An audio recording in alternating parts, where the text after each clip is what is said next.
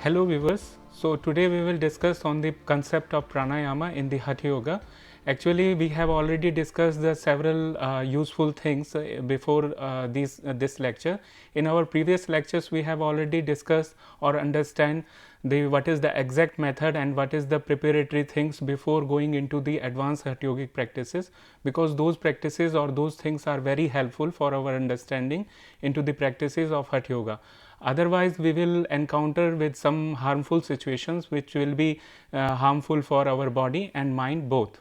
So, today in our lecture plan we have first concept of pranayama, in which we will see the idea of prana or what is the concept behind the prana in the our Hatha Yogic text, and from where we borrowed this concept of prana in our practices.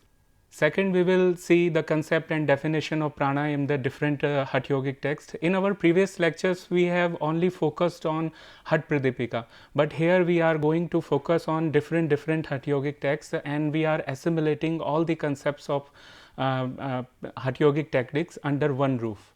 So, then we will see the importance of pranayama, because after discussing the concept and definition of pranayama, it is also very important to discuss the importance of pranayama.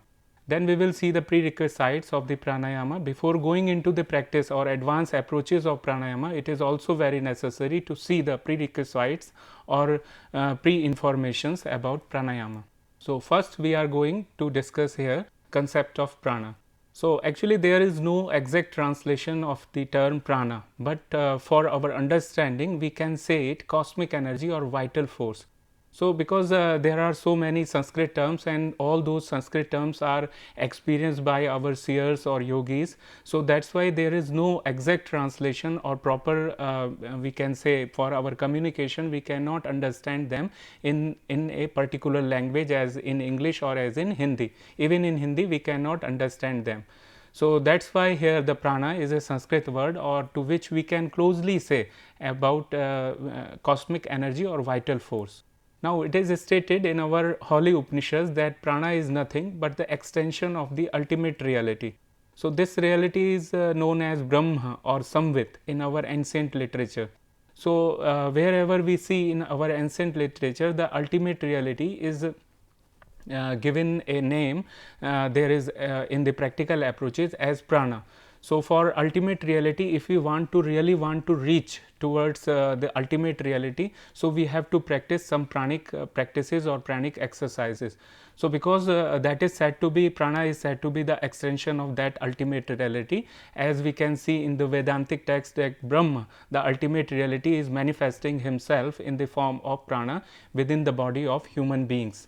So, we can apply some useful techniques for the development of this prana, and we can reach up to the level of ultimate reality by the help of some pranic exercises or practices.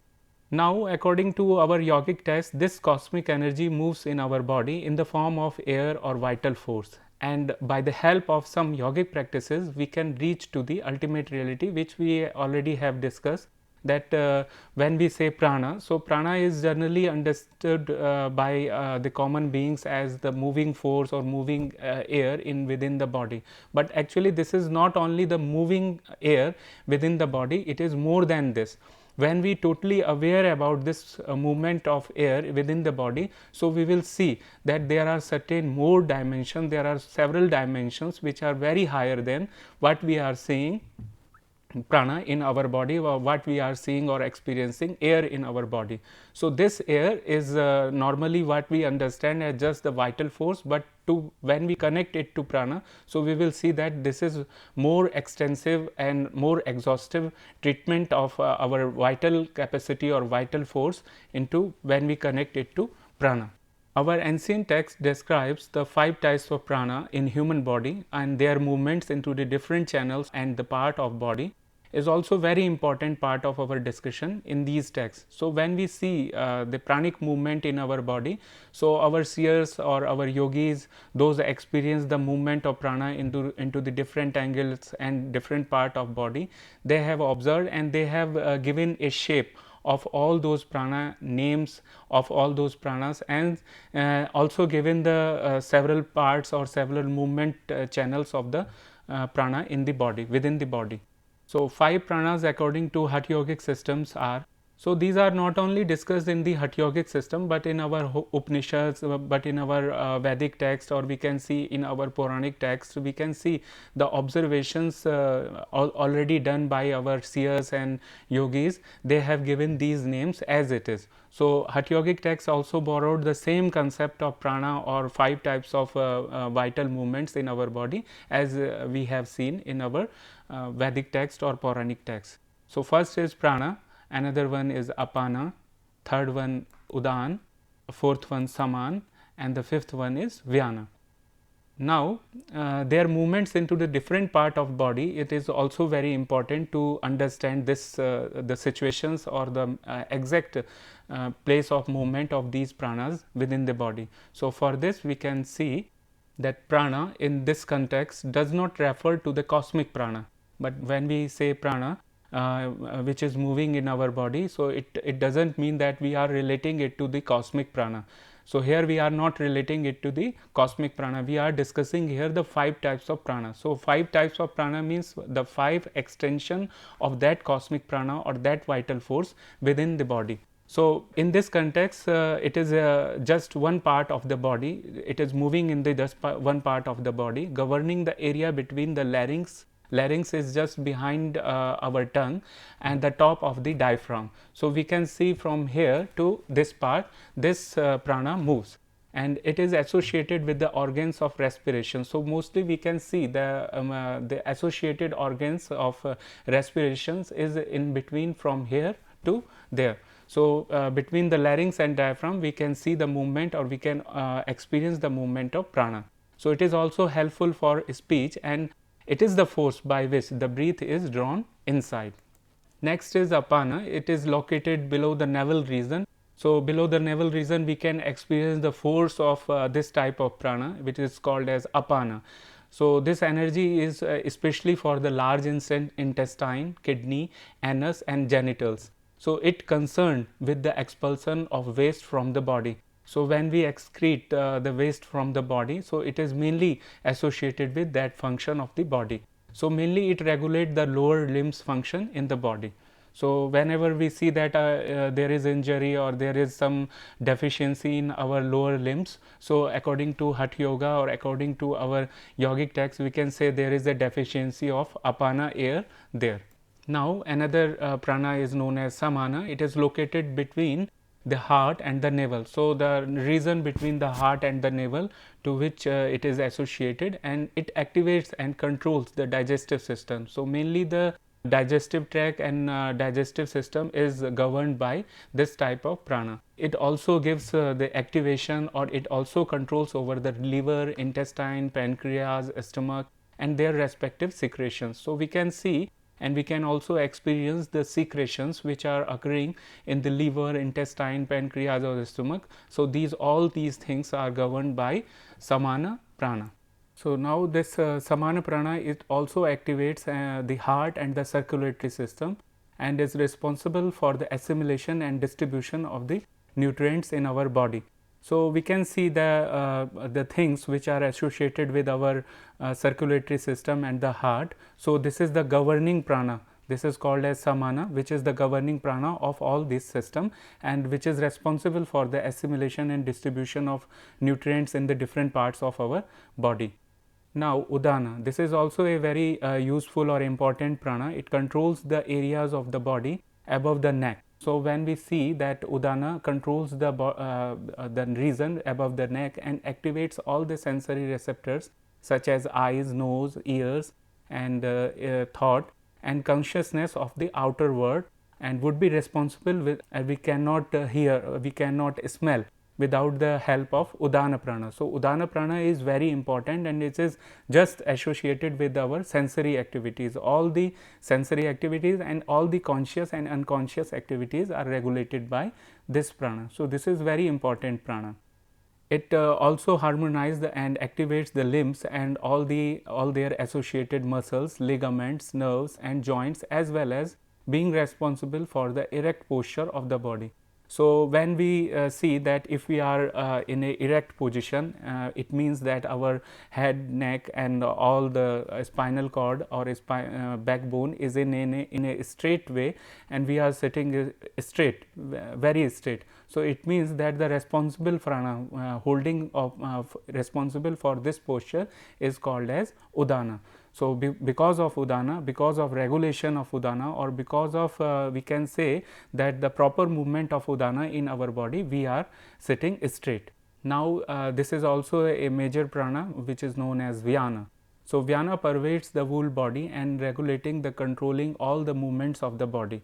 So it actually moves within the body in all parts of the body organs, and it also coordinates with the other pranas. So the main function of Vyana is the coordination between the Apan, Udan, Saman and Vyan. So this is that's why it is very useful prana, and it also acts as a reserve force of the other pranas. If somewhere we see that there is a deficiency of apana, there is a deficiency of prana or samana or other pranas, so it means that it will go there and it will coordinate with that particular prana and will enhance the power of that particular prana, which is now going into the deficiency. So that's why this prana is very important in our studies. Now we can understand all the function of these pranas by this chart. That's prana. So here we are seeing that prana and their physical location and their particular functions and blockages. So when we see the deficiency of prana in our body, so we can understand them by the blockages on the particular channels. So for example, Vyana. So it is a diffusive prana, and it is related to our peripheral system and pervades all entire body, which we have understood from the previous section. So this is the main function of this prana is circulation and the movements within the body. So when we see the blockage under this prana, so it means that this prana is in deficiency, and it will create the poor peripheral circulation and numbness. If we are feeling numbness in our body, it means that due to Vyana or due to the deficiency of Vyana there. Now Udana, it is ascending prana, and it is related to the physical location of this prana is throat and upper chest and head. So we can feel the movement of this prana within throat, upper chest and head. Now the main function of this prana is thought, speech, exhalation, growth, and it is directly related to our nervous system. We will feel blockages in the cognition and communication. If we are feeling blockages, or if we are feeling difficulties in cognition to understand something or to assume something, so it means that due to the deficiency of Udana. Now another is prana, or its movement is inward movement, and it is associated with in the physical organ as heart, chest and lungs. So main association of this prana is to heart, chest and lungs. The main functions is related to all these organs as respiration, sensory and perceptions. Now if we feel blockages in heart and lungs, and if we are not seeing the things or perceiving the things in a proper manner, so it means because of lacking of this prana or deficiency of this prana. Another one is samana, which is equalizing, and it is the physical location of this prana is said to be navel region, and it is associated with the functions at digestive and the metabolism. It actually it is responsible for the homeostasis in our body. So when we feel some obstruction or some stoppage or some dysfunctioning of our digestive system, it means this is due to samana prana. Now we can see apana, or it is related to descending flow of prana. So it is the main physical location of this prana is below the navel, and the main function of this prana is elimination and reproduction, and the childbirth and immunity. All these functions are related to particularly this prana. So this is related to our menstrual problems, sexual problems, diffusion and some constipation and hemorrhoids. So this main things which occurs related to sexual dysfunctioning and constipation, this is because of this lacking of this prana or deficiency of this prana. So we have understood properly the way and the movement of prana and their functions within the body. Now with these pranas or with these 5 pranas, there are also sub pranas according to our Hatha Yogic text as Naga, and it is responsible for belching and hiccup. When we hiccup, so it means that we are associating or we are doing this function because of Naga. This is Upaprana. And another one is Krika. It generates hunger, thirst, sneezing and coughing. So all these functions are associated with this prana. Kurma opens the eyes and stimulates the blinking. So when we blink the eyes, when we see some or experience some stimulation in our eyes because of this prana. These are called as subpranas or uppranas in the Sanskrit. So another one is Devdatta. It induces sleep and yawning. So when we yawn or when we go to sleep, it means because we are seeing because of experience of Devdatta. This is the prana. And Dhananjay, it lingers immediately after that and responsible for the decomposition of the body. So if this prana remain in our body, it means that our body will never decompose. But if it leaves from the body, it means that the decomposition will occur slowly. So these are the helpful pranas which coordinates with the all the 5 major pranas. That's why these are also very important to understand the concept of prana.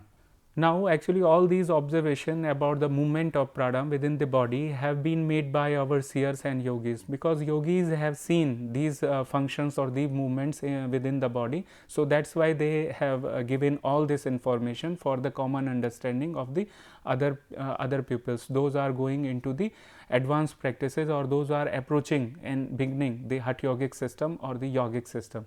So these every observations are very subtle and their roots are very subtle. So that's why it is very useful first to go from their understanding and to approach the advanced yogic practices further. So the methods of awakening of the deeper level of consciousness through prana are also very subtle, even though these methods have their positive effects on our physical body. So we can see that when we do the practical approaches in the pranayama system or in the pranic exercises, so all the pranic exercises are also associated or also helpful for our physical build-up. So not only these are for our physical build-up, but also gives us the more advanced approach into the our subtle body. So that's why these pranic methods are known as pranayama. So now the concept of and the definition of prana, which is given in our Yoga Sutra of Patanjali, as we have already discussed in our previous lectures, as pranayama is said to be the regulation of inhalation and exhalation. This is given in the context of Patanjali Yoga Sutra. So it has some external operation, internal operation and suppression. So inhalation, exhalation and suppression or retention. So making all these together, we can say them pranayama. So these again, when observed according to space, time and number, become long and subtle. So when we inhale with a certain ratio, exhale with a certain ratio and retain that air or that breath into the our stomach or lungs, so it will increase the time, space and the practice of the pranayama method. So that's why this is very important here to see their external operation, internal operation and suppression in a proper ratio. Now pranayama is comprised of the 2 words prana and ayam, which means the pranic capacity or length. When we extend our breath up to a certain limit, so it means that it comes under the section of pranayama. It is not merely breath control, but the techniques through which the quantity of prana within the body can be activated to a higher frequency. So we can activate the pranic force or we can activate the vital force by the help of pranayama within the body. So breathing is a direct mean of absorbing the prana, and pranayama is a technical practice of breathing through which we can understand our entire being. So this is not only a normal practice of inhalation and exhalation or retention, it is more than this. So we can understand, we can make our understanding more rich into this area by step understanding into these sections. In case of Hatha Yogic texts or Hatha Yoga Pradipika, Ghiran Samhita or Shiv Samhita or Hatha Ratnavali, these are the Hatha Yogic texts. it define it for the purification of the subtle channels in the body. So there are so many subtle channels in our body, and these are called as nadis in their technical terms. And further, for the practical approach, these texts are also very aware, and they state that pranayama should be practiced according to the instruction of a guru or competent master. So if you are doing without a competent master and without the instruction following a competent master, so it will cause some dangerous situations for you. So that's why a competent master is needed into these practices of pranayama. Now it is stated that when prana moves, so chitta also moves, means mind also moves with the prana. So wherever our prana moves, our chitta also moves with that. So when prana ceases, so chitta also ceases with it. So by the control of prana, yogi attain the stability. So we can attain the stability by the help of or stopping the force or the movement of prana. So that's why this is the importance of pranayama, and in pranayama we have to learn these techniques. It is further explained that air or prana is the cause of life and death. So one should practice for its retention. So one has to very careful about the practice of pranayama, because pranayama also causes, means in some situation it will create some dangerous situations before us. So this is needed, that we have to very careful about the practice of pranayama, otherwise we will create some harmful situation around us. So actually there are thousands of fine wires like structures conducing energy in our body, and these structures are called as nadis. In our several texts, as we can see, Shiv Samhita says there are 3,50,000 nadis in our body, and the Prapanchasara Tantra says there are 3 lakh, and Gorak Sataka says there are 72,000 nadis within our body. So all these are the channels for the distribution of consciousness in the different parts of our body. So these are very helpful for the understanding of pranic approaches. Now we can see all these nadis or all these subtle channels within the body by the help of this picture. So this picture clearly shows the different channels within the body, and this picture is not drawn by our medical system, because medical system has no such an significance or such an importance of these nadis, because they don't believe on this on these concepts of prana or nadis within the body. So but our seers, those observe the pranic movement and those observe the different parts of different movements of prana within the body, they have seen and they have experienced in deep all the subtle channels within the body. So these are the wire like structure, and by the help of these structures we can see the movement of consciousness, the movement of prana or movement of cosmic energy within the different parts of our body. However, it is stated in our Hatha Yogic text that if our nadis are full of impurities, then the pure prana cannot flow within them. So for the purification of these channels, pranayama is needed. And but before going to pranayama, it is also very important to do some previous practices which we will discuss later. So pranayama practices are also very helpful for the awakening of kundalini in us, and kundalini is associated with the nadis and the major junctions of the nadis, and it is said to be the powerful centers. Means if we see in our body, so there are certain channels. By the help of this picture we can understand. So this is the human body, and all these 7 centers, these are the 7 powerful centers which are associated with all the major junctions of the body, and these powerful centers are known as chakras or centers of power. So we can generate tremendous power or exhaustive power by the activation of these pranic channels. So actually these are not, if we dissect the body into our medical system, so by the dissection of our gross body we cannot understand them, and we cannot directly see them by our naked eyes. So these are all the subtle channels, and these are within the junctions of our nadis. So because their relation is very close to our nadis, so when we purify our nadi by the practice of pranayama, so after that we will feel their activation, we will feel their energy in us. So that's why kundalini is also associated, and all these chakras are also associated with our prana.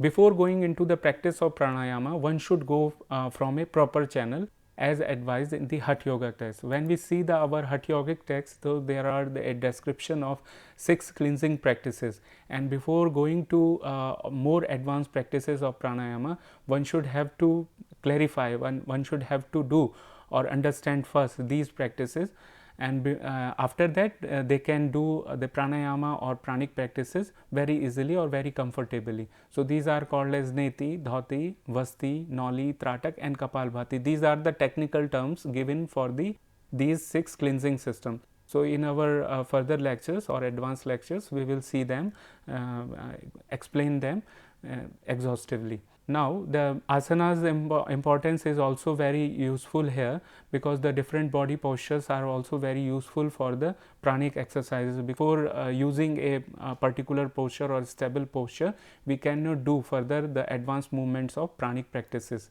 And diet control. So, these 6 cleansing process, asanas and diet control, these are the prerequisites, and we can say these are the main important factors before going into the practice of pranayama. Now, we can conclude all this lecture in the form of that prana is the tangible manifestation of the higher self. So, when we see in our Hatha Yogic text or before Hatha Yogic text, we can see in our ancient texts as Vedas and Upanishads, they describe that ultimate reality is manifesting himself in the form of prana, in the form of vital force or in the form of cosmic force within the human body. And by the help of certain pranic exercises or pranic activities, as we can see in pranayama or certain more useful awareness techniques of prana, we can get the experience of that ultimate reality, and we can also get the liberation by the help of these pranic exercises. So, Hatha Yoga uses prana as the key to expand the awareness of consciousness and realize the self. So, it is also stated in our Hatha Yogic text that Hatha Yoga is using the pranic exercises or pranayama not only for the bodily activities or for the fitness of the body, but also for the fitness of the mind, and ultimately for the awareness of the consciousness and realization of the self. So, these are the things which are also stated in our Hatha Yogic text. Some system of yoga aim to self-realization by purifying and channelizing the emotion, and some by purifying and the intellect and developing wisdom. So, there are several yogic techniques and there are several yogic divisions, and all those yogic divisions, as for example Karma Yoga, Jnana Yoga, Bhakti Yoga, Hatha Yoga, Tantra Yoga, Mantra Yoga, these are the several divisions, or we can say these are the different traditions of yoga, and these are having their different sections of their practice, and by the help of these practices we are attaining the one ultimate reality. So, some system goes from the different direction, but the ultimate reality is one, the ultimate experience is one. And there are so many ways of redirecting the vital force from the lower to the higher centers.